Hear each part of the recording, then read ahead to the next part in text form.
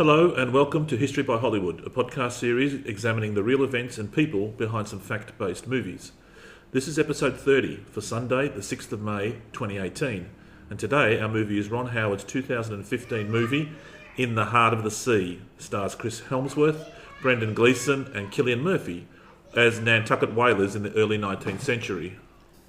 My name is Andrew Blischik, and with me as ever is Martin Darlington. Hello, Martin. Hi, everybody. Sorry, we're chuckling a little bit there because a young girl has just decided to stand outside Andrew's window and shout. Okay, a little bit of an update. Going back to Lincoln, our last time out, and the story he told about Ethan Allen visiting England. It's been quite a topic in articles and amongst fans of the movie. Brilliant scene and indicative of Lincoln's humour, and definitely a story he told more than once. But there is some doubt as to the accuracy of the original story. Because although Ethan Allen had been a prisoner of war in England, revolutionary historians doubt that he visited England after the war, and Lincoln never mentions a source. So it might be just a good excuse for a joke, but it's still a great scene. Agreed, completely. First up, some listener feedback. Listener Tom Secker came back to us regarding the US Navy's comments about Apollo 13. Tom Secker's clandestine, isn't he? Yeah, he sent us that report where the Navy were complaining about profanity. And remember you said, I didn't think it was profane. Yes. But Tom's pointed out, well, it wasn't after they got that letter. The Navy got involved. Yeah. Yes, back to Apollo 13. As Tom points out, the report that we read was sent quite early post-production, and its influence was the reason that there was very little profanity, as you say. So they did influence. So the military obviously does influence filmmakers, as Tom would have us believe. Yep. Thank you and welcome to Dragon Kindred, our latest follower on Podbean, and also a big thank you to SoundCloud listener 4430597734. Trust us, you're more than a number to us. You know who you are, but you've liked all our recent episodes, which helps boost our ratings and bring new listeners to the show. So thank you very much.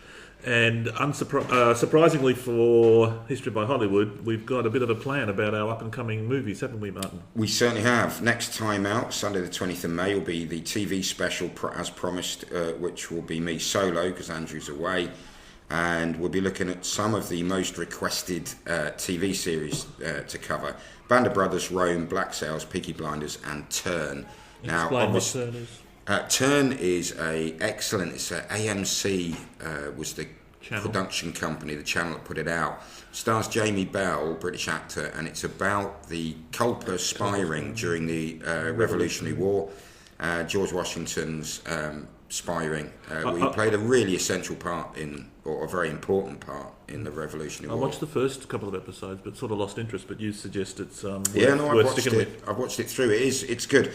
Now, obviously, I'm not going to go into great detail on the plot. In fact, I'm going to try and avoid plot spoilers, but I will give you a general background on the what the different series cover, and also their historical accuracy. So that's 20th of May. Yep. 2 weeks later, on Sunday, June the 3rd, we're going to look at Saving Mr. Banks, the biopic about P.L. Travers, the author of Mary Poppins, and her interactions with Walt Disney, who wanted to make them book into a movie, and P.L. Travers, the author, she was very reluctant, but eventually agreed. And P.L. Travers is played by Emma Thompson, and Walt Disney is played by Tom Hanks. So, yeah, pretty strong cast. It's a great film, well worth watching. On the 17th of June, I'm afraid there will be no episodes. We're taking a summer break as we're in different parts of the world for that month. But we'll be back on the 1st of July with Mrs. Brown, which is about the relationship between Queen Victoria and her Scottish gillie, John Brown. Gillie, okay. Like a valet or something? Or no, a deerstalker. Right. Gamekeeper come deerstalker. It's a Scottish thing. And then 2 weeks later, on Sunday the 15th of July, we have a solo effort with Martin, who's going to dissect the movie The Battle of Britain on his own. And be warned, though, as there are Spitfires in the Battle of Britain, we might get another rant about Spitfires from Martin. Well, there is a rant, although it's not about Spitfires, and there will also be a controversial suggestion. Okay. But I'll leave that till later. And then after that, on Sunday the 22nd of July, we'll be revisiting Victoria as played by Dame Judi Dench. I struggle to say that. Jane Judi Dench. And we're going to be doing Victoria and Abdul. Last year's movie, isn't it? Yeah. About later in her life after Mrs. Brown. Yep, and a relationship with Abdul Karim, who was a teacher Urdu teacher. Yeah. And finally, for our firm dates, on the 29th of July, we're doing a biopic of Tina Turner called What's Love Got to Do With It? Yeah, brilliant film. Angela Bassett got an Oscar for it. It's back in the 90s it was made, and we'll be looking at that. Great. So there you go. Now but for now, on with the movie.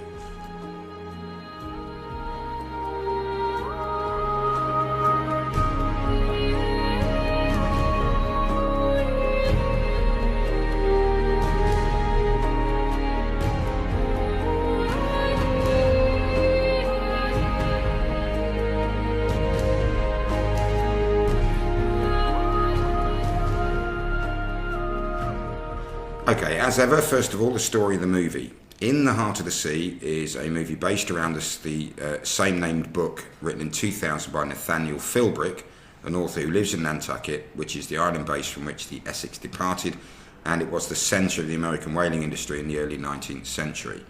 Directed by Ron Howard and starring Chris Hemsworth in the lead role as Owen Chase, first mate of the Essex, the movie currently holds a Rotten Tomatoes score of only 42%, although the audience-only score is a slightly more respectable 53%. It was made with a pretty substantial budget of $100 million, but only saw $93 million at the box office return worldwide, becoming another Ron Howard project that lost money despite being a well put together movie.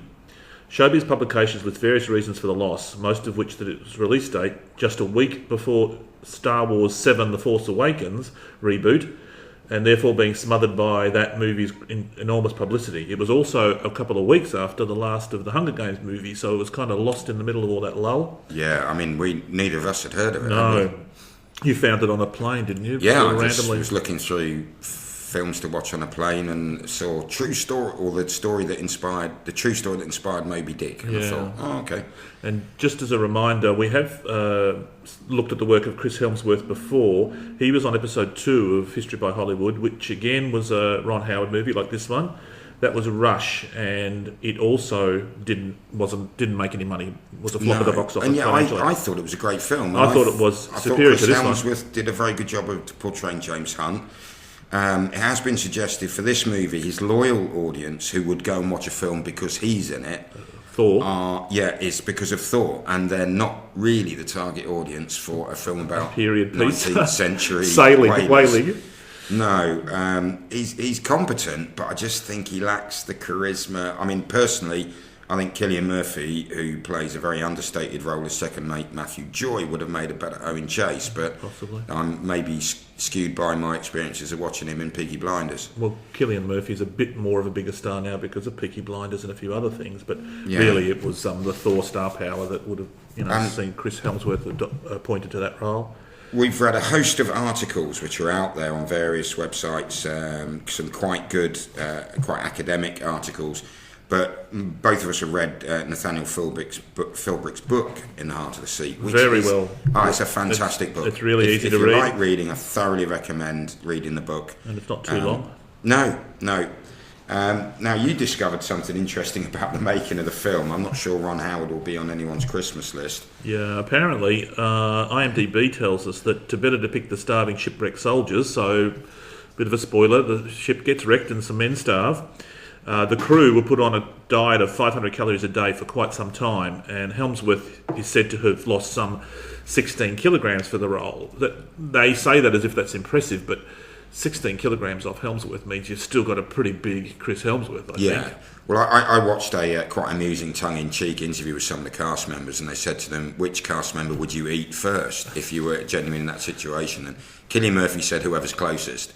But Tom Holland, who we'll come back to, the new Spider-Man, of course. Spider-Man. Tom Holland said, no, Hemsworth, there's so much of him. There'd be much more to go round, which is quite nice. So again, that's another little spoiler. If you haven't seen the film, there might be a bit of temptation for cannibalism, yeah? Yeah. Anything else about the movie? I think that's the story. Oh, yeah. It was written by Charles Leavitt.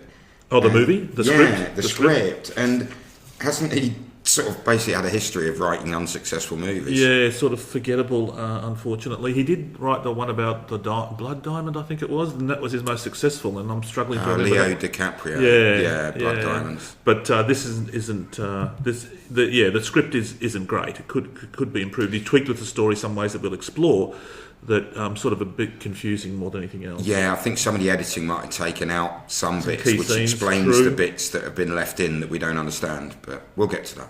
Okay. As is often the case with some more obscure periods of history in the films that we examine, we might do a bit of setting of the scene first before we dive into the action.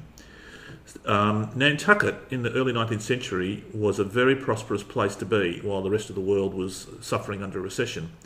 Both the American War of Independence and the Napoleonic Wars in Europe had damaged a lot of Western economies, but Nantucket had weathered the storm better than most, largely because its big Quaker population invested their profits from this whaling industry back into the industry, shunning any ostentatious displays of wealth.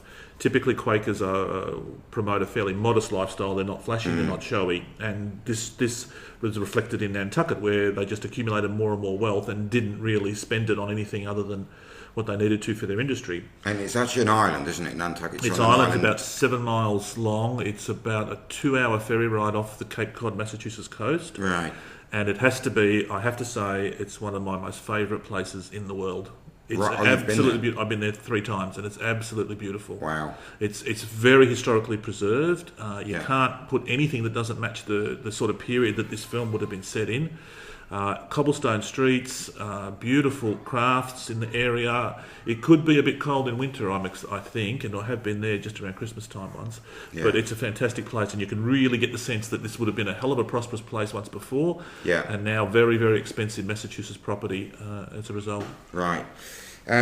They did build whaling ships and equip them, and most of them will be officered by experienced Nantucket whaling men, but quite often the crews would have to be supplemented by off-islanders, people from like Cape Cod on the mainland, some of whom would have had little experience of seafaring.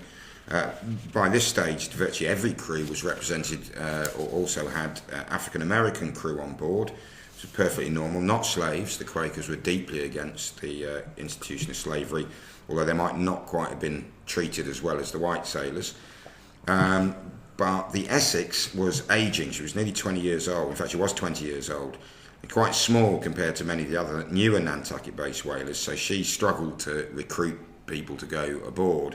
So she had to have quite a lot of what they disparagingly referred to as coofs. The off-islanders. Yeah. And of course, the story of the Essex would inspire Herman Melville to write Moby Dick, more of which later. Okay, so let's get on with the first scene of the movie. In the depths of the ocean we are, and we hear the voice of Herman Melville, played by Ben Whishaw, a British actor, I think. He described the recently discovered need for whale oil to be used in the increasingly industrialised world of the 1800s. We then see sharks and then scarred, patchy skin of one particular whale that passes the camera. Melville asks, "We know not its depths, nor what lives there. Are there monsters?" Then the scene cuts to Nantucket, from the ocean to Nantucket, and it's 1850, as Melville's voice continues, asking for a second time to have an interview with someone.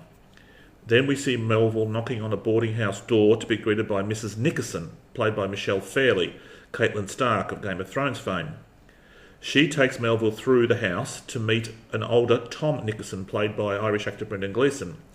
Melville offers all the money that he has to the older Tom Nickerson. 3 months' boarding costs for a single night's discussion about Nickerson's experiences on the Essex. Nickerson says the Essex ran aground as determined by a full inquiry, nothing else to tell. Melville tells him that he knows that's not the true full story, and Nickerson, as he is the last survivor of the Essex, he's got one chance to tell the real story, and if he doesn't, no one else will. Nickerson turns him away and tells him to get out. Okay, just to wrap up the intro scene with some reality, Herman Melville going to Thomas Nickerson's boarding house is a fiction. Melville found out about the Essex because he signed up for a whaling voyage, and it was well known amongst the whaling community. During the voyage, he met William Henry Chase, who was the son of the Essex's first mate, Owen Chase, who we'll meet shortly. Melville had already heard of the Essex, and Chase Jr. lent him a copy of his dad's book about the experience. Now, Melville was not doing any research as a reporter or as an author to find out about whaling for Moby Dick. It was just pure coincidence. Just trying to get a job. He didn't know about... He wanted to be a writer. Right. But he was a young man at this stage, and he just signed up and went out as a whaler, as a crew on a whaling ship. He only did one trip. And as luck would have it, he's with the son of the first mate of the Essex. I think... who had written a story about I think William Henry Chase, the son of Owen Chase, I think he was on a different ship they met up with, and they maybe went in pairs. Right. But he got talking to him, certainly that's how he found out. Thomas Nickerson would speak with a writer, but this was a guy called Leon Lewis, and they spoke about cooperating to write his memoirs. He wrote a manuscript, sent it to Lewis, but when Lewis received it, he was having a personal crisis, which involved, I think, going to Europe or Australia. Oh. And the manuscript was stored in a trunk and then forgotten, and wouldn't be rediscovered until 1960. It was checked for authenticity by the Nantucket Historical Association, then published in 1984. And as we will discuss later, in 1850, all but two of the survivors of the Essex were still alive, so Thomas Nickerson was far from the last one. So we've had the first mate's account that was published around the time, and that was the one story of what happened on the Essex. And then for some 140 years, the Nickerson story was lost in a trunk somewhere, only to reappear and be authenticated in the later half of the 20th century. And I think Nathaniel Philbrick's book is based on those two sources plus many others as well. Yeah. Okay, so back to the movie. We see Melville. He goes to leave, being turned out by the older Nickerson, but Mrs. Nickerson begs him to wait so she can talk to her husband. Melville reluctantly agrees and hangs around. Melville tells Nickerson that he was once a whaler, but only for one trip, and that seems to break through to Nickerson, who agrees to tell the story of the Essex. He says it's a story of two men, Captain George Pollard and First Mate Owen Chase. So we then cut to a scene showing Owen Chase, played by Chris Hemsworth, and he's with his wife Peggy, played by Charlotte Riley, and he's doing some repairs to the roof of their modest house on the slopes above Nantucket town. We hear that Chase is expecting a captaincy, and then we cut to scenes at the dockyard where the industry is all about whaling. It's harpoons being sharpened, supplies loaded on ships. Chase arrives and enters a trading house, greets Mr. Macy, played by Donald Sumter, also a Game of Thrones alumni. Yeah, and his partner Benjamin Fuller, played by Richard Bremer. Macy tells Chase that one of their ships, the Essex, has been refitted and they offer him a position as first mate. Chase looks a bit nonplussed and says, "Hang on, you promised me a captaincy after the last voyage." And they say, "Look, Nantucket leads the world in whaling. We can't risk that changing. The captain is to be George Pollard from a great local whaling family. Blood always beats experience," they tell him. However, they offer him a 1/15th lay, which is like a 15th of the profits. And if he comes back with more than 2,000 barrels of oil, his captaincy next time, which he demands to see in writing. We then meet Captain Pollard, played by Benjamin Walker, a young aristocratic uniformed man. Chase then is complaining to his wife Peggy that he has to babysit a greenhorn, suggesting that Pollard's got no experience and Chase would be much better suited to the captaincy he was promised. We see Chase packing his kit into a cart as he and Peggy argue. She tells Owen that if he were a merchant captain and not a whaling first mate, he wouldn't be gone for 2 years at a time. We then learn that Chase's father was a farmer, not a whaler, and Peggy, in the final scene of this little exchange, she gives him her necklace and makes him promise to come back with it. Right, reality on that. Yeah, Owen Chase was not as experienced or senior at the time of the Essex's voyage as the movie would have us believe. He had been a harpooner on the Essex previous voyage, so to jump to first mate at the age of 21 was quite impressive anyway. The piece in the movie about being promised the captaincy is fiction. Conversely, George Pollard was much more experienced than the film portrays. He was 28, he'd served on board the Essex for 8 years. He'd been second mate, then first mate under its previous captain who had recommended him for command. So, yeah, it was his first whaling captaincy, but he was far from a green hand. And to just join the dots from what you've just said, Pollard and Chase have been on the Essex together already by the time this exchange is said to have occurred. Yeah, and Chase was not a mate, he was a harpooner. He was a boat steerer or harpoonist. And was getting a promotion in this. He was getting a double promotion in a way because he's going straight to first mate, which is, he skipped second good deal. We've now got a couple of clips. Now, I'm not sure, considering that it's the film of the book, and Nathaniel Philbrick makes quite clear their relative experiences. But Ron Howard somehow got the idea that George Pollard was inexperienced. And we've got George Pollard by Ron Howard just coming up here. George Pollard was part of the establishment, part of the industry, but probably not a natural sailor. He was operating more on expectation than some sort of passion for the adventure of that way of life. And now historian Paul Schneider is going to say his take on George Pollard. Pollard was fairly typical, I think, of captains in that period. He was 28 years old when he was offered the job, and he had previously been the first mate on the Essex. The previous voyage of the Essex was quite successful, and it didn't hurt that he was connected to several of the important families. And the comment from Peggy about the whalers being gone for 2 years at a time, it seems astounding, but that's true. In fact, 4 years for a whaling trip was not unknown. So, pretty strange to say to your wife, said, okay, I'm off to work. I might not see you until 1822 or 23. Cheers. Yeah. Don't wait up, love, I might be late. Yeah. About, 2 or 3 years. So back to the movie. Back to the movie, we see George Pollard's father played quite wonderfully, nastily by Nicholas Jones, giving his son advice. He says, "You are their captain. You can never be their friend." And then there's a voiceover of a preacher praising God for giving these poor feeble mortals dominion over the whale, as we see Owen Chase and the crew members were being rowed out to their ship, the two-masted Essex.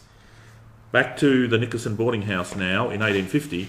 And we see the elder Nickerson telling Herman Melville that it was late in the year and they were one of the last ships to head out. Nickerson at that stage was 14 years old and berthed with his 17-year-old friend, Barzillai Ray. We cut to the younger Nickerson, played by the new Spider-Man actor Tom Holland. He's being yelled at by Owen Chase as they prepare the ship. They notice the harpooners wearing pins on their clothes, showing that they have thrust a killing lance into a whale. So it's like... Badge of honour, or like a fighter pilot putting an X on the side of his plane for the number of planes he shot down. We then see Owen Chase, he meets Matthew Joy, the second mate, played by Cillian Murphy, and through their banter with each other, we learn that they both know each other, but also Joy has a reputation as a drinker, even though he swears that he's dry as sand now, and Chase has a reputation for having a temper. Pollard introduces himself to Chase, and immediately puts him down by saying that Chase is an off-island name. Chase retorts by pointing out that Pollard's inexperienced, so tension from the first meeting. As they set sail, there's a problem with the top gallant sails, and eventually we see the heroic Owen Chase stripped to his jacket and swarms aloft and sorts all the mess out. We've already seen that Chase is a man to get things done. At dinner, the officers continue to sneer at each other. Pollard particularly targets Chase before being gently chastised by Matthew Joy. Yeah, and we've got a little clip here. The voices you hear first is George Pollard, a little short answers from Owen Chase, and then Matthew Joy's firm but gentle put down. Told your father grew corn on Cape Cod. That's right, he did. As you can imagine, I suddenly grew tired of eating it every day. Corn, okra, beans, I believe. Mm-hmm. Before he went to jail. Are you familiar with the story, Mr. Joy? Sir? Were you aware that Mr. Chase was effectively orphaned due to his father's incarceration? Well, we all have our paths to see. As a rule, we tend not to ask too many questions. So let's do a reality check on that scene. We saw the ship in the movie. It's a two-masted, square-rigged ship, making it a brig, Martin assures me. The Essex, in truth, was a three-master, commonly called a bark, although most references we can find simply call her a whale ship. But with a shortage of available tall ships to modern filmmakers, this is one error we can forgive. The wearing of whale pins is factually correct. These were wooden pegs used on the boats, on the whaling boats, because when they go out on the ship, when they spotted the whales, they'd launch rowing boats with a crew of normally about 6, normally commanded by an officer, but the harpooner on board, obviously he didn't want the lances bouncing around sharp-edged, sharp-bladed weapons, so they'd be held down in a slot, and this was like a cotter pin, the wooden peg that would hold it in place until he was ready to use it. They then harpoon the whale to attach themselves to it by rope, and then The harpooner's skill was to try and use this lance to basically stab it until it hit something vital, which is horrible for us to think of, but it was their livelihood, and nobody would have questioned it. No, not at all. So once you'd done that and used the killing lance to dispatch a whale, you'd wear the wooden peg on your lapel as a kind of badge of honour. And the scenes of the stuff about Matthew Joy being an alcoholic and now being dry. Well, apparently he was suffering from some illness, possibly TB, when the Essex set sail, but there's nothing to suggest that he was a drunk either now or previously, or a reformed drunk. The movie makes several references to Joy's condition later, but it doesn't really detail what that condition is, other than suggesting it's something to do with booze. The quip after that about Chase being an off-islander name is false again. Owen Chase was born on Nantucket. His father had been a farmer rather than a seaman, but he was not an off-islander. No. But it does set up a narrative about tension between the snobby Nantucketers versus the mainlanders who aren't as good as them somehow. Yeah, there was definitely a hierarchy. Oh, there was. Like that. But Owen Chase would be firmly in amongst the Nantucketers. That's right. But I suppose you've got this thing, it's the outsider who's actually really good and the ineffectual, aristocratic. Inbred or whatever. Yeah. So, back to the movie, we see Owen Chase go down to the crew deck and he assigns men to each whaleboat. There are 3 whaleboats, each to be commanded by the captain, first mate and second mate respectively. Is that...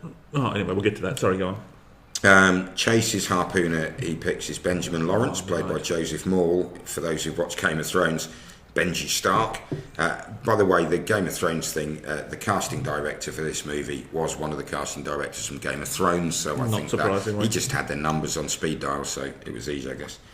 We also meet a young man by the name of Owen Coffin, played by Frank Delane, who it transpires is the captain's cousin. We then see Chase talking to Nickerson on deck, the young Nickerson, who is being seasick and discovers that the lad is an orphan. The next day, we see the crew being drilled by Owen Chase when the captain tells him to set stun sails, these higher sails that will give it extra speed, I guess. Yeah. Questioned about the wisdom of this until they can see the weather. Chase is overruled by the captain, so the weather might turn nasty and this could be a trap. I think they're heading towards an area known for storms. Yes. The ship is clearly speeding along when these dark clouds appear. Chase tells the captain they have to shorten the sails, otherwise they'll be in trouble. The captain insists that he will hold course and keep the sails up.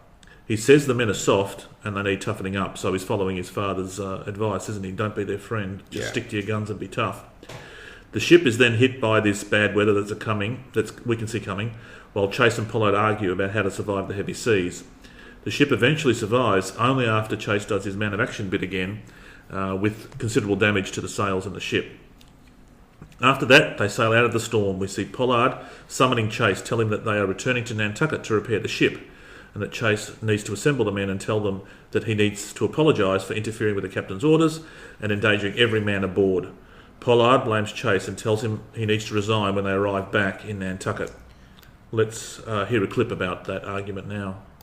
I will accept your resignation upon our return to port. That will be all.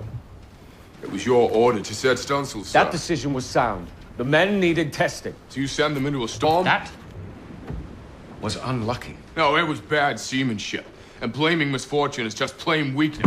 Damn your impertinence! Do you know who you're speaking to? My name is Captain George Pollard. Pollard! And you, Mr. Chase, no matter how many whale pins you may have on your lapel, are nothing more than the son of a farmer who's managed to bully his way into an officer's tunic. Now get out. To return to port without a single barrel of oil would be a mistake, sir. And not behoove a man whose name is Pollard. Or Chase, for that matter. And the best thing for both of us would be to work all hours God sends us. Fill this ship with oil and be home inside a year and rid of one another as quickly as possible. Okay, so we've got Pollard and Chase arguing, we've got trouble on board, and we've got a storm coming that makes the Essex damaged and is limping along now. What's the reality for that? The squall did damage the Essex, wrecking 2 of her 5 whaleboats, because there were 3 active, but they'd keep 2 spares in case of damage to one of the primary boats. There's no suggestion in either Chase or Nickerson's accounts that Pollard ignored any advice and ploughed on into a known storm. They said that the storm came down on them so fast that this crew, largely made up of novice sailors still getting the hang of things, was just too slow to react. to shorten sail, and they got caught. What is true is that Pollard wished to return to Nantucket for repairs, and he was persuaded to continue by Owen Chase and Matthew Joy. They made the point, quite understandably, quite fairly, I think, that if they went back to Nantucket after that experience, some of the guys who were on their first ever voyage are going to go, yeah, I'm out of here. This is much tougher than I thought it would be. They're going to skip ship. Maybe, but they haven't caught their first whale yet, so the fun's yet to come about what a messy business that is. But so the takeaway is that the true bit of that whole scene is that the first and second mates did convince the captain to change his mind, which is particularly rare in a chain of command environment that they would have lived in. Yeah. We see the genial Pollard, and it won't be the first time, it won't be the last time that he defers to the advice of the two mates. In the movie and in history. Yeah, exactly. So, back to the boarding house in the movie, and we have Elder Nickerson saying they did continue, they didn't return to port, but Pollard and Chase were like an old married couple, which gives you an idea that the Elder Nickerson's got a fairly cynical view of marriage. He said they didn't return to port, but they continued, and soon they heard the call, blows, indicating the sighting of whales. The caption now tells us that we're in the South Atlantic, 3 months into the voyage, as we see there 3 small whaling boats being launched off the Essex to chase these whales. We see Chase harpooning a whale, and then he tows the boat on a Nantucket sleigh ride, which is where your little rowboat gets dragged along by a fierce injured bull whale, and you have to hang on for dear life. Yeah, attached by a harpoon and a rope. The whale sounds, in other words, dives deep, and it takes their rope with it. Realising that they're soon going to run out of rope because it's going down so deep and be pulled under, Chase orders Joy's boat alongside, and he ties their rope onto the end of his. This rope from Joy's boat is also rapidly disappearing, and Matthew Joy prepares to cut the line to save his boat, and probably Chase's as well. But Chase orders him to lay off, staring him down. Eventually the whale stops its dive, injured and dying, it surfaces. Its spout then blows a red mist, bringing cries of, "The chimney's afire," meaning it's dying. In the next scene, we see the men stripping the blubber and boiling it down, while Nickerson, the young Nickerson, is sent into a hole in the whale's head to scoop out the spermaceti, the very high-value oil contained in a sac in the whale's head. Reality, that scene is partly true. They did chase a boat. Owen Chase's boat actually got damaged when the whale surfaced directly underneath it and had to go back to the Essex, but the others did capture one whale, so they had some oil. So the scene where they're saying that they capture this beast, they drag it back to their ship, they then chop it up. They hoist it up, and then they chop it into pieces, and they process the fat in some furnace on the ship to extract the oil, is all true. That's all historically what they used to do for 2, 3, 4 years at a time until they filled their hold. And then when they were done, the captain would order that the brick fireplace be dismantled so that they can't process any more whale blubber. Once the hold's full of barrels of oil. And the bit about cutting the hole into the sperm whale's head to go, and people would have to go inside and scoop out this spermaceti. It was incredibly high value oil. It still is, I believe. Yes. I think it's still. I seem to read I read somewhere a long time ago that it was used in the Russian space program as the best possible lubricant they could use in any environment. Right. So it's seen as better lubricant than any petroleum-based product. Of course, it's where the sperm whale gets its name from, because the spermaceti, it looks like seminal fluid, Yeah. Okay, back to the movie. So we're back in the boarding house. We see the Elder Nickerson telling how that was an isolated whale that they found in the Atlantic, a one-off. They took a month then to get around Cape Horn to get to the Pacific, but even once in the vast Pacific, they found few whales. Pollard and Chase, Nickerson tells Melville, grew even more estranged. A year into the voyage, and their hold was nearly empty, only having processed this one whale in the previous scene. The caption then tells us the ship has made landfall at Atacama in Ecuador. The crew trade the small amount of whale oil they have for hogs and other supplies. We meet 3 Spanish whalers who are talking, and we hear that they've suffered some sort of a great mishap. Captain Pollard introduces himself, and he hears their tale and how they've been 1,000 leagues along the equator at the offshore grounds, where there were more whales than could be imagined. But there was, quote, a demon whale, white, 100 feet long, that had sunk their ship somehow. Chase and Joy mock the Spaniards as Pollard suggests that they go and try their luck in this offshore grounds. Then back to 1850, we see the Elder Nickerson saying that Greed took over their senses and they sailed as far from land as is possible to go on the earth. Well, in reality, the encounter with the Spanish captain is a fictional device, but it may have been inspired by a legend that was around at the time about a whale called Moby Dick, who was a huge albino bull sperm whale that lived around the Isla Mocha off the coast of Chile. And you can see where Melville got his name for Moby Dick. He just changed the first name a bit. A little bit. This whale supposedly survived multiple, and this is true by the way, survived multiple attempts to harpoon and kill him. He was said to be very aggressive. The sailors' legend said he'd sunk 20 to 22 ships between 1810 and 1830, which I think most historians considered far-fetched.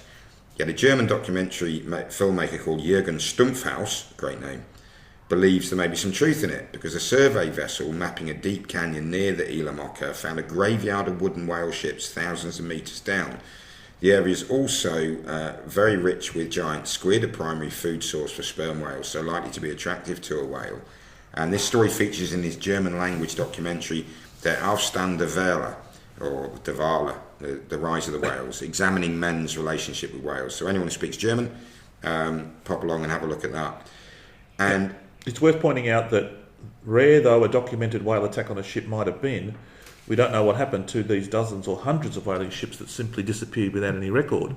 No, I mean, for all we know, that sperm whales sinking ships may not be as rare as we think. I mean, we know of at least half a dozen. Some were accidents, just collisions, but others may have been malicious on the whale, part of the sperm whale.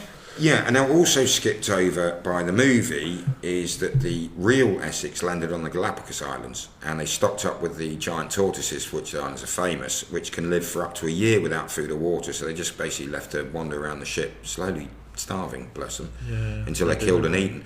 And one of the crew members started a fire on an island, didn't he? In the Galapagos, as a bit of a lark to scare his buddies, and it just took off. The grass fire just burnt the entire little small island to a crisp. And someone, was it 10 years later, someone went there and said, nothing. There's everything nothing there. was gone. All the vegetation, the birds and the tortoises were gone. So so that's unfortunate. So, okay, back to the movie. So the ship's heading out into the great unknown. Yeah, in the Pacific. And we see the young Owen Coffin, remember the cousin of Captain Pollard, saying to Captain Pollard that the men believe that what they're doing is madness, going so far away from any point of land. Coffin says, "You have allowed yourself to be influenced by that man," meaning Owen Chase. Pollard tells him off and says that he needs to be a leader and reassure the men and never abuse the privilege of his family when talking with him again. So now we're 40 months at sea. The Essex is in the offshore grounds in the middle of the Pacific when we see a forest of spouts, lots and lots of whales. They lower their smaller whaling boats and the crew cheer as they pull away for the whales. We see a whale's tail overturn Chase's boat, flipping the men into the sea. They see this huge tail of the whale, a fluke, slapping the water as they scramble back aboard their damaged boat. Then we see Pollard and Joy continuing the hunt as Chase and his crew take their boat back to the Essex to repair it. Yeah, Pollard's crew do spear a whale as we hear, or we see Chase hammering sheets of thin metal onto the hull of his boat to repair it. And get back out there. And then the sort of camera goes underwater and we hear the reverberations of this hammering noise. Tap, tap, tap. Yeah. Suddenly, the ship lurches to the shock of the crew, like an impact, like it's run aground. Going below, Chase sees that the ship is leaking water when there's another great impact and seawater comes flooding in. We, the viewers, see a huge whale attacking the ship, which lurches around as if it's in a storm. The whale's on the surface quite close to the ship, so Owen Chase calls for irons, i.e. lance or harpoons, saying, "If he wants a fight, we'll give him one." And Chase spears him, but the whale comes on and smashes his tail into the ship again, and then it sounds with this harpoon attached to it, which rips the ship's mast and some of the crew into the water. Okay, probably the key scene of the movie, I guess. Shall we unpack that? Yeah.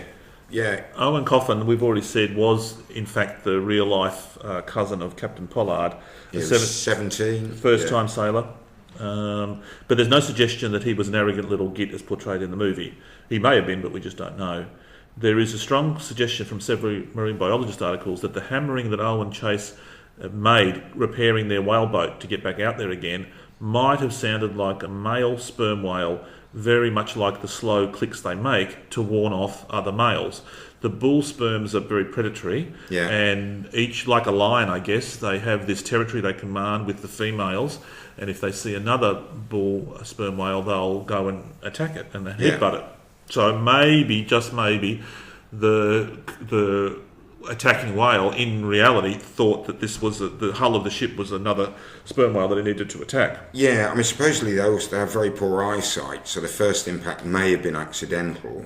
You may have been swimming towards the noise, wondering what it was. If the whale was hurt by the accidental impact, he may then have reacted in a far more aggressive manner, because the eyewitnesses say he was coming on at 6 knots, the Essex was making 3 or 4. And that's, I think I read somewhere the whale would have been about 75 tons, right, and the ship about 150. That's a lot of momentum. Closing speed of 9 knots, 12, 13 miles an hour. That's quite a lot of kinetic energy. Yeah. And anyway, the impact was enough to stave in the elderly ship's hull. It may have been depleted its strength by Toledo worms and just years at sea.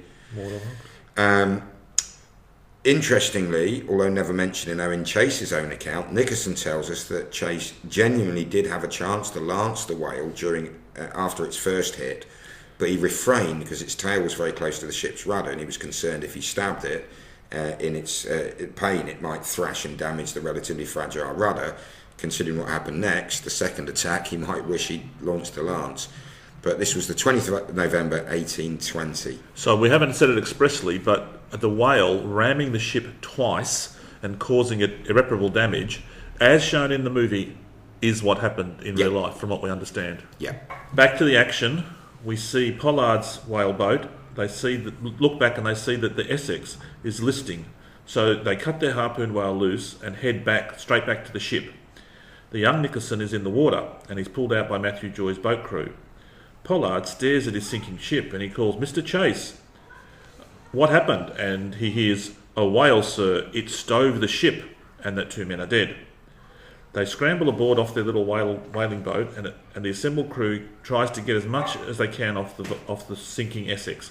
Water, food and equipment that they'll need, as they have to take to their little whaling boats as the only way that they're going to survive. As they load all this stuff onto the boats, we see a fire start on the whaling ship, the Essex, which is likely from the furnace to process the blubber and the leaking whale oil. If the whale oil gets onto the ocean and catches a fire, that'll be disastrous for the 3 little boats that they're trying to survive in. So we see the sea catching fire, and they're all yelling for Chase. Owen, Mr. Chase. And he's retrieved 2 rifles, and he dives into the sea, swims under the flames, and he's picked up. And as they row away, they watch the Essex burn. And we see that Matthew Joy has salvaged a bottle of spirits that he holds, staring at it, but resisting the temptation to open it. So what's the reality of that? We've already heard that the ship is sinking, which we've said already is pretty true, and that a couple of men have died, but that's not true. No one died. No one died in it, and really the movie did a great disservice to William Bond, who was Captain Pollard's steward. Is he one of the black Yeah, he's guys? African-American. He is universally singled out for praise by all the survivors because he went to this captain and first mate's trunks and gathered together 2 sets of charts, compasses, sextants, and 2 copies of a navigation compendium.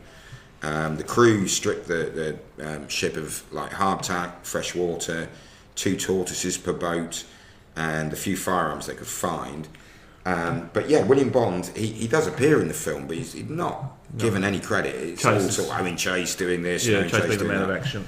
And they suggest they have no navigational equipment, or they've got a sextant, I think, and that's about it, or they've got no charts, which is not true.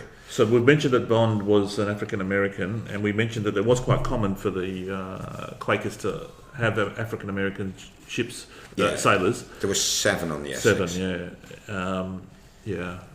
But here we see as you were describing earlier, the Nantucket hierarchy comes to play. Matthew Joy is the second mate, the most junior boat commander, because the 3 boats are split up as they would be for whaling. He's got no Nantucketers in his boat. Chase had himself, Nickerson and Benjamin, plus he also had Benjamin Lawrence, his harpooner, and Isaac Cole was another Nantucketer, plus an African-American off-islander called Peter Richardson. Captain Pollard's were all Nantucket crew, including his cousin Owen Coffin. And incidentally, after the second impact, the real crew of the Essex never see that whale again. Yeah, the movie would have us think otherwise. Yeah, Pollard's boat was attacked, possibly only curiously or playfully by a killer whale at some stage of their voyage, but there were no more encounters with a belligerently stalking sperm whale. Okay, speaking of which, let's get back to the movie. Yeah. They look at their provisions, and the captain tells them that every man will be issued 2 ounces of hardtack a day, plus half a cup of water, which is obviously very meagre. Then they hear a whale song. Convinced that it's the whale that rammed the ship, tensions rise as Owen Coffin stands up and accuses Owen Chase of having brought them into this crisis. Coffin points a pistol at Chase and demands that Chase look scared as Joy aims the rifle at him. He's taunting him. And Coffin and Captain... So Joy aims the rifle at Coffin.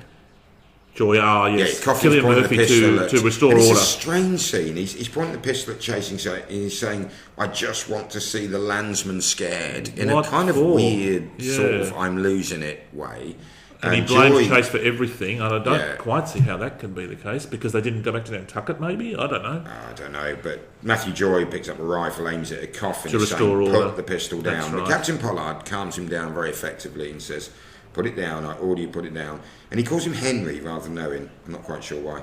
But eventually Coffin gives up and sinks back into his boat. And then the elder Nickerson... Back in 1850. Yeah, he's telling Melville that they decided to sail east, hoping to catch westerlies to Easter Island, a journey of 3,000 miles. And we cut back to the boat where Pollard is informing the men that unfortunately after 12 days they've drifted south and they aren't a single mile closer to Easter Island. So the movie shows that they're in desperate straits, and they're making a decision to take a dangerous and very long journey in modified whaling rowboats. What's the accuracy of that? All that? The rations that they had to try and the live rations off? are spot on. It was 2 ounces of hardtack a day with half a cup of water. Barely enough to keep body and soul together, I think. It's worth pointing out as well, they were just about as far away from land as it's possible to be on this planet. Yeah. Well, and they sort of, mainland anyway. Yeah. Because that's a bit we'll get to, that the rationing amount's correct. Chase and Pollard, as we've already discussed, were not at loggerheads particularly. They had different characters, but they weren't openly arguing with each other. But they both seem to have kept morale and discipline as well as can be expected. Chase's account is very self-serving, but Nickerson, who had access to several other survivors before he wrote his account and spoke to them, they all agreed that the first mate did have natural leadership talents. He knew when to bully, he knew when to encourage, when to make a joke. And Nickerson, credits him with one of their reasons that they survived. The incident with Owen Coffin, as before, fiction. Yeah. Not quite sure why. Also, Richard Peterson, the African-American sailor that was on Chase's boat, he was said to have led them in prayer and was the first on Chase's boat to die. But William Bond, who saved all the equipment in real life, was on Matthew Joy's boat, not Owen Chase's. Yeah, which is shown. What about the 3,000 mile bit? They never actually decided to go for Easter Island, did they? No, in reality, Captain Pollard wanted to sail for the Society Islands, which includes Tahiti, where there'd been a British mission established 20 years before. It had been there for 20 years. And of course, we saw... That would have been, like 1,000 miles instead of 3 or 4? That was 1,000 miles with favourable winds. And they even thought about doing that, but this is where the bounty had been over 20 years before.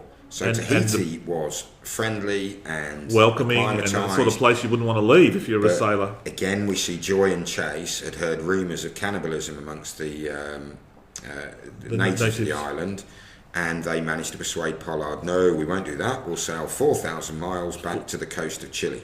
Yep. So the Easter Island thing, I'm not quite sure where that comes from. And just to put it in context, when we did the bounty, one of the greatest feats of ocean navigation was Bligh getting his men back to Timor and some form of civilization. And how long was that journey that he did?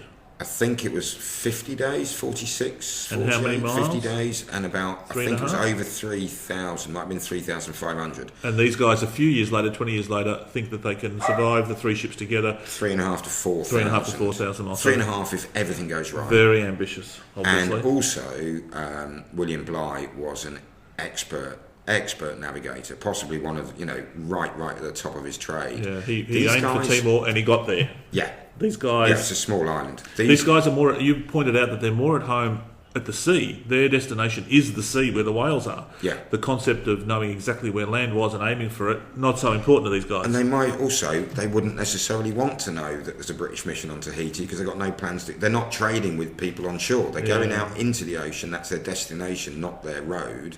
But it was to collect whale oil and go back.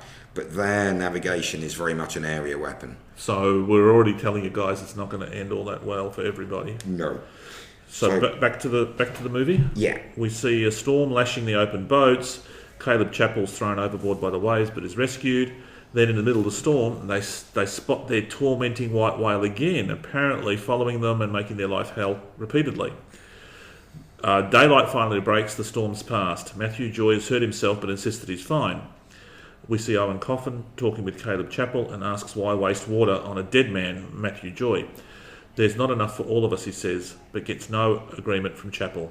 I've got to be honest, I didn't understand this scene. No, well, he's banged his head, and he might be a reformed alcoholic, but there's no explanation. I think it's trying to portray Owen Coffin as a toff, as a superior Nantucketer or something. This bit about Matthew Joy, well, clearly everyone's expressions is saying, we know you're dying, but there's no explanation of what. I think you mentioned that they might have cut some key scene out that would have told us that he's in more dire straits than we would lead to believe. It's not great editing. Yeah. Back to the boarding house, Elder Nickerson paces, repeating, why waste water on a dead man, to himself, and then says to Melville, right, leave, you're done. Melville counters with, untold secrets are the devil's pleasure. So Nickerson says, if that's the case, let me ask you your secret. So Melvin actually opens up and says, look, I'm not a great writer, but I believe this is a story that I can tell. I have to tell, because if I don't write it, I'll never write again. If he does write it, it may not be as good as it should be, but he feels compelled to do it. And Nickerson appears mollified as we cut back to the boats. Yeah. Do we want to do a reality check on any of that? Yeah. We've said about the contrary decision as to where to go.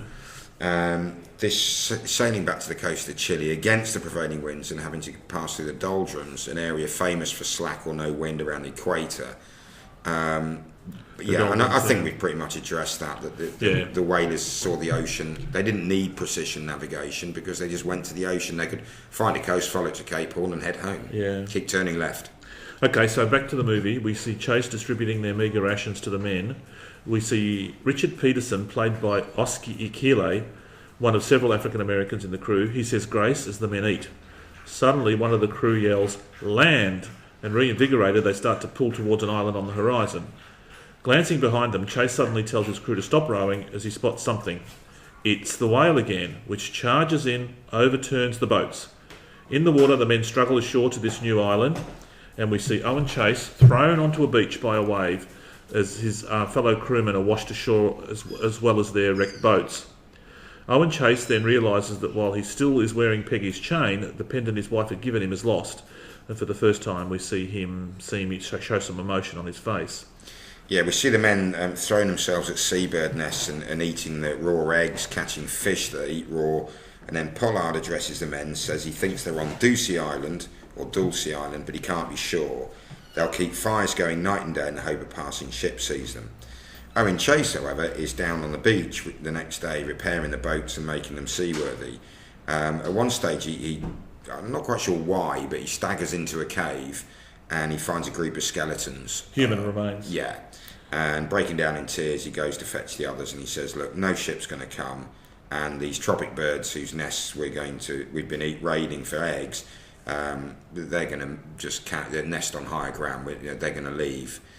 So they've landed on some rock in the middle of the Pacific. How did they do with that one? Well, in reality, they landed on Henderson Island, which is about 70 miles from Dulce Island. But Captain Pollard did think it was Dulce Island, didn't he? Yeah. As the movie suggests.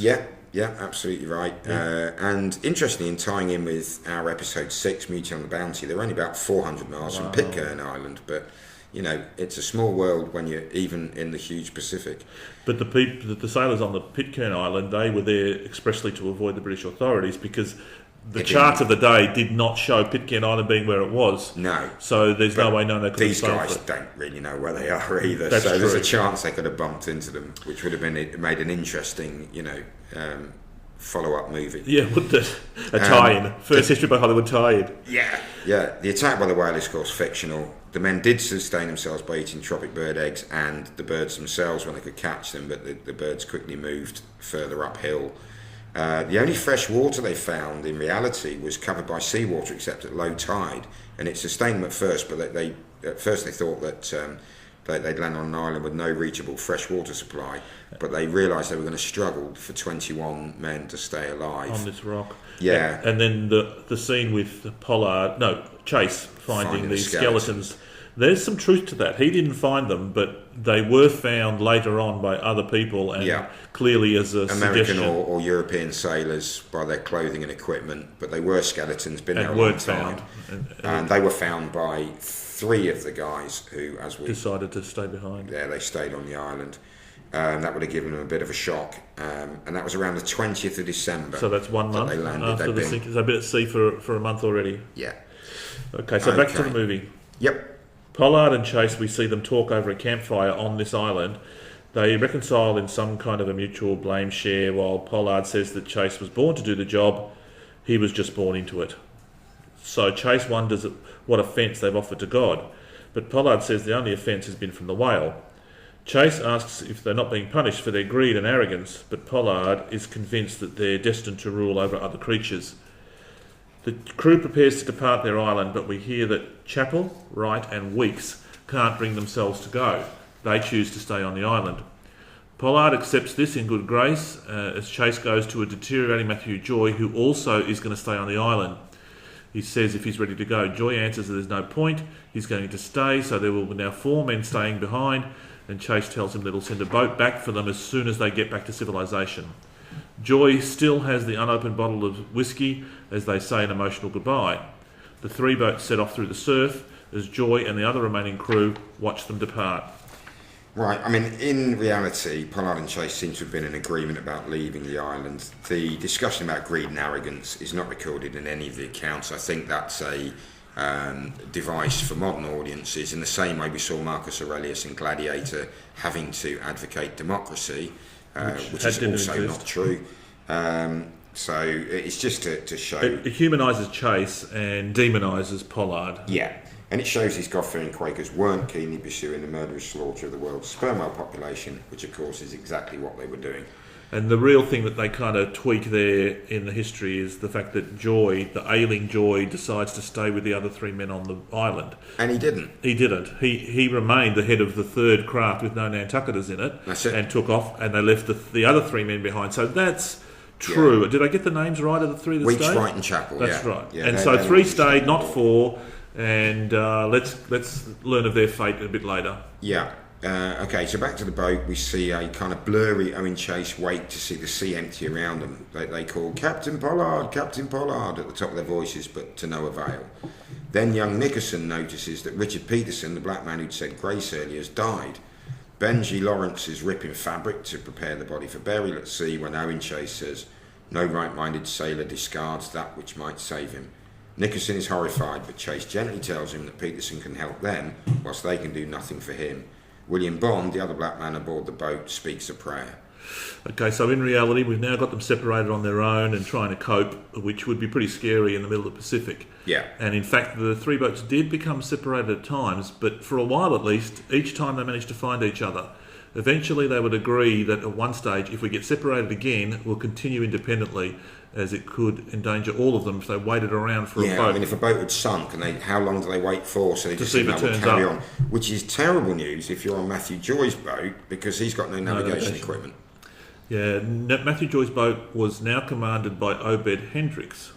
That's Matthew Joy. I think I missed that bit out. Yeah, the boats left the island on the 27th of December, and Matthew Joy died shortly afterwards on the 11th of January, and he was committed to the sea. They didn't take advantage of No, his they didn't food eat source. him. No, they committed him to sea. If he was diseased, probably not. Yeah, not a bad idea. Yeah. So Obed Hendrick had taken over Joy's boat. But they'll probably be in trouble because they've got no navigational equipment. Yeah. During a real storm, Chase's boat becomes separated from the others, and despite waiting for some time to see if any others turn up, they eventually did continue alone. In reality, this was the 12th of January, the day after the death of Matthew Joy on another boat. Actually, on Chase's boat, Richard Peterson was the first to die. So they got that bit right. Yeah, and he was committed to the sea. So they got that bit wrong, not eaten. It was only when Isaac Cole died that Chase, Nickerson and Lawrence cut up his body as described in the movie and ate it. They removed his head, his hands and his feet, in other words the parts that could clearly identify him as human, wrapped them up as best they could and buried them at sea. William Bond, as mentioned earlier, was aboard Matthew Joy's boat, not Chase's. No. So we've had a few deaths now, at least 2. Joy, Peterson, and 3. A bit later on Cole. We're not necessarily because we're concentrating on Chase's boat rather than going in chronological sequence. That's true. And Joy died because of some ailment. Possibly TB. And wasn't eaten at all. No. But the other 2 guys that have died so far, aren't they the African-American contingent? Richard Peterson did. Isaac Cole was white. He was eaten. I'm trying to build up to a theory that the blacks were undernourished and would die off first, which I seem to recall from the book was a bit of a theme, but maybe I'm overplaying it at this point in time. It was suggested they would have had a less substantial diet. Not on the ship, but just generally in life. Just generally in life. And also the Nantucketers had this morale, and you read in so many survival accounts how important morale and camaraderie, looking out for each other, and it does rather appear that the Nantucketers closed ranks a bit. Yeah, looked after themselves. Look at Chase's boat. There's 5 guys on board. Now Isaac Cole, I think, I said earlier he was a Nantucketer. I think he might have been a Cape Cod, he might have been a Coof. So they got an African American and an off Islander. And 3 Nantucketers. But the Nantucketers survive, saying to everyone, they just died, then we ate them. Well, we ate Isaac Cole. So, back to the movie. Yeah, back to the movie. 1850, we've got the older Nickerson telling Herman Melville that they prepared the body. They removed the organs, separated the limbs, cut away all the meat, and then sewed up the remains as decently as they could, and committed the remains to the sea. Clearly, now the older Nickerson is on the defensive, and he tells Melville that they ate the heart first. He stares at the writer and asks, "You judge me." Melville tells him that he doesn't and asks if he ever told anyone. Nickerson answers, "No, not even his wife." And he says, "How could she ever love me if she knew the truth?" To which we suddenly hear Mrs. Nickerson in the room saying, "Yes, she could and she does." Then tells him to finish his story. Yeah, she's been eavesdropping, clearly. Yeah. So back in the boats, Chase is telling Nickerson not to quit on him. They're going home as they speak of home, and Chase's wife and either son or daughter. Right. The truth, the catch-up truth of that bit really is Joy's boat, commanded by Obed Hendricks, became separated from Captain Pollard on the 29th of January, was never seen again. So they're 2 months at sea at this time? Yeah, much later, as in years later, a ship discovered a whaleboat with 4 skeletons on board, washed up on Dulce Island, where they thought they'd landed. About 70 miles from Henderson Island, where they'd actually landed. It could be Hendrick's boat. The gunnels, the sides of this boat that was found, had been raised by nailed-on planks, which is something the Essex crews did do with their whaling boats to allow them to withstand the heavy seas better. So it's possible. Okay, so Obed Hendrick's boat's gone. In reality, Pollard's boat and Chase's boat are now separated. Right, okay, so back to the movie. Yeah. The next day, we see a lone boat aboard which Pollard, Owen Coffin and 2 other sailors, Ramsdell and Cole, are drawing lots. Now, I said Cole. There must have been 2 Coles. I've got the name wrong because Isaac Cole was in Chase's boat and got eaten. So it might be someone different. Maybe. Anyway. Let's see. Pollard, the captain, he draws the short straw. And we realise that someone has to be sacrificed to provide food for the remaining sailors. Yeah. So Pollard gets the short straw, and we see a hand reach for a pistol. Coffin, his cousin, says to him, "Captain, we will draw again." But Pollard says, "We will do no such thing." And he gives the command to Ramsdell to shoot him, I guess. No, he passes passes the command to boat. Ramsdell. Right, He I says, see. Mr. Ramsdell, That's you right, are because in they command. drew straw. Anyway, Yep. Coffin argues, he says that the men need a captain, but he is ordered to desist, and if he cannot pull the trigger, to pass the pistol. So Coffin's now got the pistol, and he's going to kill his cousin. Coffin stands, but instead of shooting the captain, he turns the gun on his son himself and pulls the trigger. A horrified Pollard, who had gracefully accepted his fate, cries, "No, no, no." Back in 1850, the elder Nicholson is saying that they spent weeks in the doldrums, this part of the Pacific where there is often no wind at all for ages, and that his nightmare was that he'd be the last one left alive. Yeah, miraculously at this stage they reunite with Captain Pollard's boat, but neither has seen anything of the third boat. As the men greet each other, the whale appears again. This is becoming this movie's gliding Spitfire, isn't it? I guess. Pollard has a harpoon on his boat, so he tosses it to Chase. He says, "You're closer," and he stands ready as the whale approaches. As the whale calmly swims between the boats, Pollard's roaring, "Throw the lance, throw it!" But Chase has some kind of eye-to-eye contact with this whale, and he can't do it. And there's some kind of communication between them, and then the whale just gently slips under the surface and swims away. Okay, so there's a lot going on there, including the drawing of lots and the suggestion of more than suggestion of cannibalism. So that issue of drawing of lots, where it's seen as quite dramatic and unusual, it's not that unusual in these times. Neither was cannibalism at sea. Yeah. We'll have a little roundup of that at the end. But no, this drawing of lots, Charles Randall spoke to Thomas Nicholson after the voyage when they were reunited and said, "No, it's a unanimous decision. We all agreed." But it wasn't the captain who pulled the short straw. It was Owen Coffin. Yeah, he got the short straw. He was the one that was supposed to be sacrificed, and it was Pollard who was horrified and said, "If you don't like your lot, we'll do it again. We'll draw again, and I'll shoot any man that touches you." But Coffin very courageously said, "No, I like it as well as any other."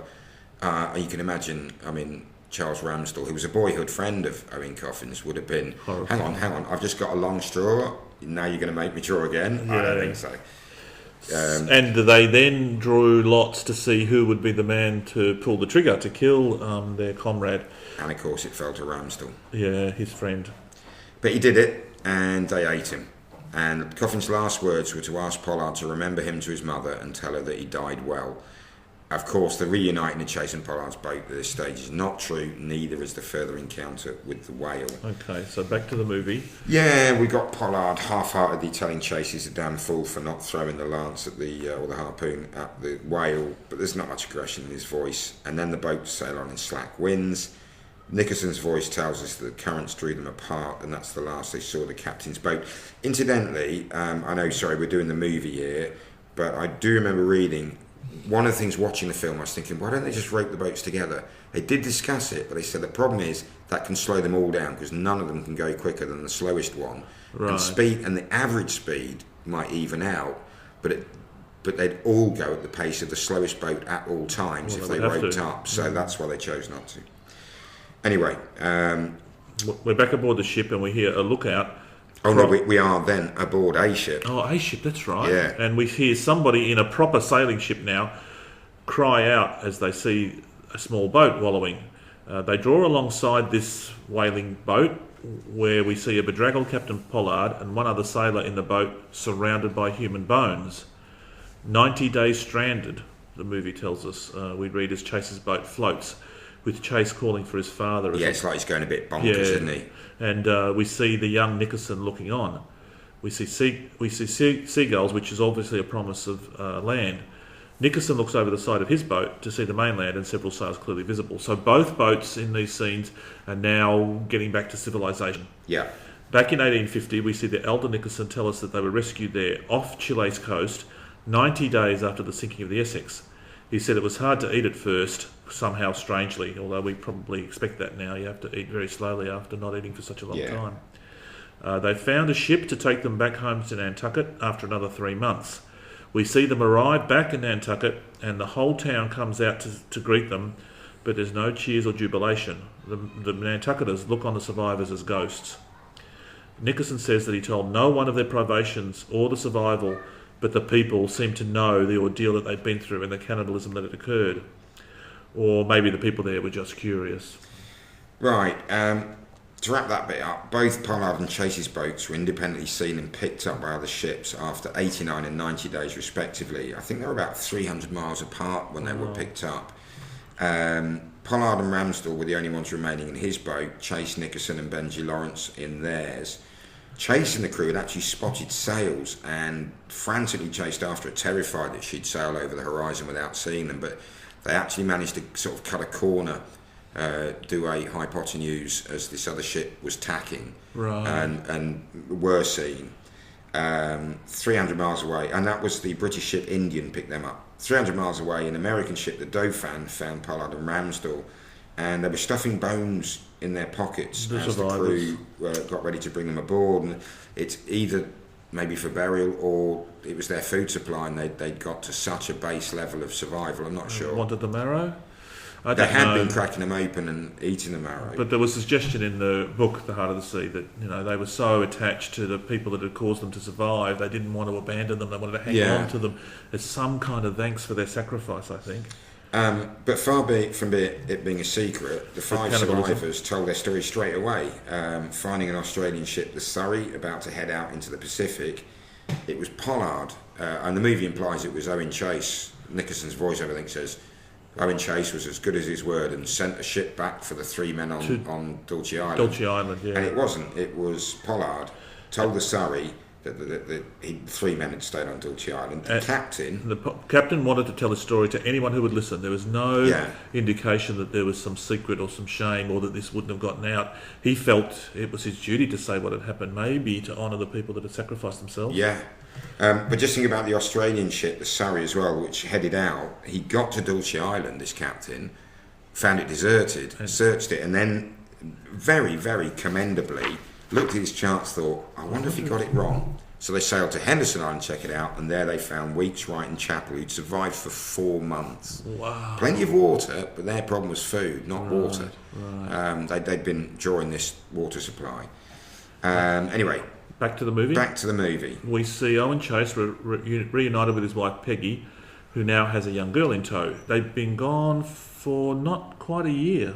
Oh, no, 2 years. Oh, have they? Yeah. Oh, they were gone for 14 months before they got hit, that's right. Plus, okay. So about 2 years. So, and then we see Elder Nickerson telling us that Chase hardly got home before he was summoned to the owner's offices. We're now in the owner's offices and Pollard's there too. Pollard tells Chase that they'll be expected to give an account to an inquiry. Being honest will have ramifications for the whole industry, he tells him. Pollard says that if they reveal that a whale can sink a ship, the whole industry could be ruined. We see the assembled businessmen tell Chase to say, instead, to the inquiry, that they ran aground and the dead men simply drowned. To get him to do this, they bribed Chase with the captaincy. His answer is that they were all stowed by a white whale and the survivors had to eat each other to survive. And now they expect him to say they ran aground and protect their profits and their future industry. He will not embroider the truth, and he tells Pollard that neither should Pollard.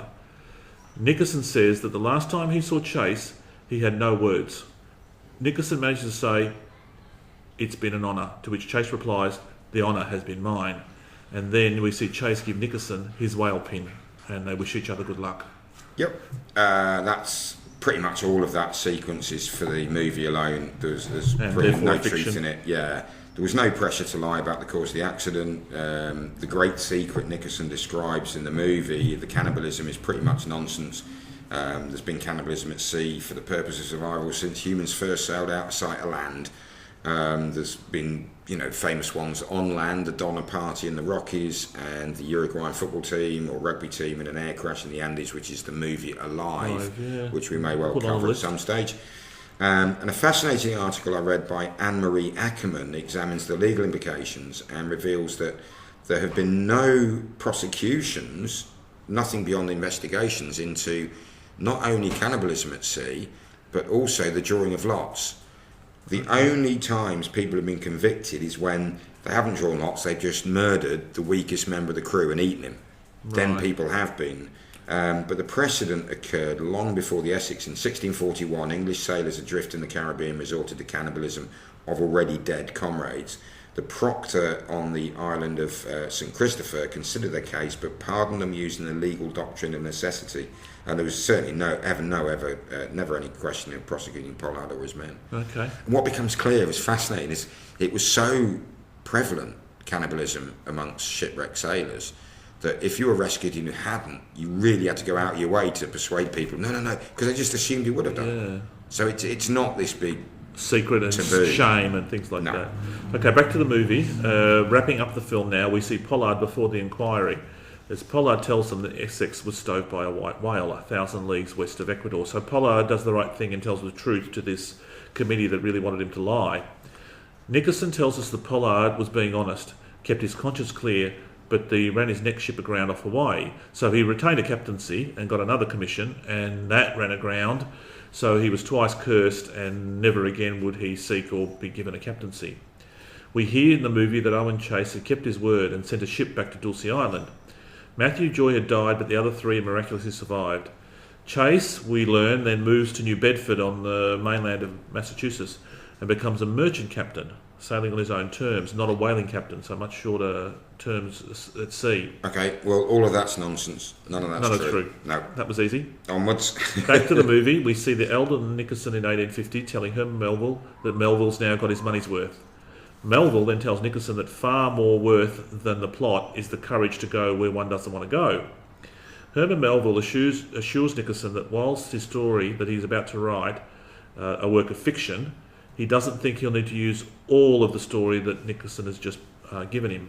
They bid each other farewell, as Nickerson says that he's heard that a man in Pennsylvania drilled a hole in the ground and got oil out of it. Melville says he's heard that too. Oil from the ground. Fancy that, says Nickerson. We read that a year later, Moby Dick was published. It would eventually be described as worthy of Homer. It will be America's epic, as the movie ends.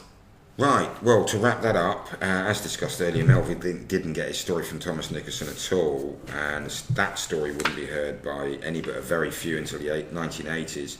The point from oil from the ground is quite important. The discovery of underground oil from, the fossils or fossil fuel, as we describe it now, would devastate the whale oil industry, and gratifying for those of us living in the modern era who are a bit more aware of our responsibilities to the planet. It probably saved the whales from an even greater risk of extinction than exists already.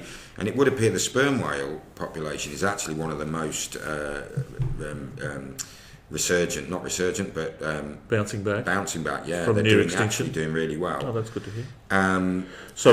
What about the other characters? Let's wrap up the story of all the various protagonists in the movie. Okay, do you want to fire off with Thomas Nickerson? Thomas Nickerson did in fact become a boarding house keeper on Nantucket, and it had a reputation for being quite the fine boarding house. As we mentioned already, the writer Leon Lewis spoke to him about his experience on the Essex and suggested they collaborate on a book. Nickerson has spoken with Charles Ramsdell, another survivor, about his time with Captain Pollard's boat, and also with Seth Weeks, who'd been left on Henderson Island. So he had lots of information, and it really was a better source of what happened than the autobiographical tale told by Owen Chase from his perspective only. Yeah. Far from Nickerson being the last survivor of the Essex in 1850, as the movie would have us believe, most of the survivors lived full lives. Captain Pollard did run aground in a ship called the Two Brothers on the French frigate Shoals in the Pacific. But in his crew were Thomas Nickerson and Charles Ramsdell. So they'd survived all these privations, and they decided to, they liked the captain so much that they went on with him one extra voyage. They were right, though. Thomas Nickerson's voiceover in the movie saying that he was twice cursed and he never went to sea again. Pollard became a night watchman in Nantucket, which is sort of, as a job, was seen as the lowest of the low, but he became very well known for his good nature, playfulness, and also taking his job very seriously. And he was generally seen as a He's very well respected really good guy by the community. And Herman Melville met him later in life, didn't he? And he was so impressed with him. He said, here's a man. Oh yeah, that's the thing. Every year on the anniversary of the Essex sinking, George Pollard would lock himself away and fast for a day.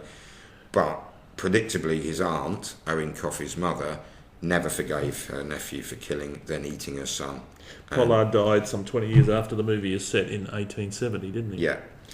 Owen Chase, we learn, has continued as a whaler, and he eventually did become a captain. He married 4 times, twice losing wives to childbirth, including Peggy, as seen in the movie, And he once divorced after his third wife gave birth 16 months after he'd set sail on another voyage. Whoops. His second wife was Matthew Joy's widow, keeping it all in the family. Yep. He was said to go mad later in life and was eventually institutionalised, dying in 1869, just a little bit before Pollard. Yeah, before Thomas Nicholson opened his boarding house, he had become a merchant captain, and we know about his memoirs. But he didn't die till 1883. Wow. 33 years after the movie set, when he's portrayed as an old man, which clearly he wasn't. Charles Randell and Benjamin Lawrence continued living in Nantucket. They died in 1866 and 1879 respectively, while Seth Weeks from the island survivors died in Massachusetts in 1887. All of them had gone back to sea, although Seth Weeks did become a farmer later in life. Yeah, Thomas Chappell, and he'd remained on board. He'd remained on Henderson Island. He became a missionary, but died in Timor much earlier than the others. We're not quite sure the date. Well, the first to be lost was William Wright. Now, he was the third member of the three who remained on Henderson Island. The Surrey that picked them up, he actually signed on as crew. That Australian ship? And then he was lost. I'm not sure if the whole ship was lost, but he was lost in a hurricane in the West Indies. I think only a couple of years after the Essex. So he was the first one to go. So that's it for the movie and the fate of all the main protagonists. Yeah. Now, let's bring it home. Well, in Rush, we cut Ron Howard quite a lot of slack for compressing time and creating a rivalry where none existed for dramatic purposes. They didn't compress time so much in this one, No, but they did but create they just- a rivalry for dramatic purposes, that's for sure. Yeah. Entertainment. It was okay. It was pretty good, you know. I think it's difficult for me, and I don't know if you find the same now when I watch a movie based on fact. I'm immediately watching it with an HBH analytical eye. Right. And I did think, wow, this has got some great talking points. I want to find out about this and find out if it's true. And you were disappointed. We both were disappointed by the history, weren't we? I think if I'd been watching it purely as someone watching a movie, I'd have thought, it's a bit disjointed, and it's a story that should be so much more dramatic or gripping. Yeah. It's not a bad film. I don't want to put It's not a people bad off. It's film. not a bad film, and We want to blame there the are some scriptwriter, good I think. performances in it. Young Nicholson and Brendan Gleeson's always watchable. Yep. And I think the Ben Walker, who plays George Pollard, does a great Does a good job. So yeah. what then? What's the bottom line for entertainment? Do you want to give it 7? Yeah, 7 just. Okay. So I'll go 6, and we'll get an average of 6.5. Okay, accuracy. And history, 4. 5? Yeah, well, less than 4, 5. You go 5, I'll go 4. Okay, 4.5, because they did take a lot of license, especially with the whale stalking them and reappearing like 3 times or something. I would, however, say, please go and read Nathaniel Philbrick's In the Heart of the Sea. I will put a link to the Amazon, to the book via Amazon on the show notes for this show. You don't have to buy it from Amazon, of course, but it's just so you can actually see all its details. And look at the reviews from everybody else. Yeah, look at the reviews. If you want to read Moby Dick, I was thinking I should read Moby Dick till I read some reviews. Apparently, it's great if you're really fascinated by the intricate details of a whale's anatomy. It's Americans, James Joyce's Ulysses. You've got to read it, but nobody really manages to get through it. No. I'd rather read the Iliad. Or In the Heart of the Sea again. Yes, it's a great book. Okay, so let's wrap it up and just remind people that next time on Sunday, May 12th, we've got a solo effort by Martin where he, fairly quick succession, dissects the history behind some of the TV shows that our listeners have asked us to address. Yeah. Band of Brothers, Rome, etc. Yeah, Turn, Peaky Blinders and Black Sails. Okay. Which is wonderfully swashbuckling. Okay. So thank you very much, everybody. Thanks for your time, and we'll see you next time on May 20th with Martin, and a couple of weeks after that with Saving Mr. Banks. Cheers.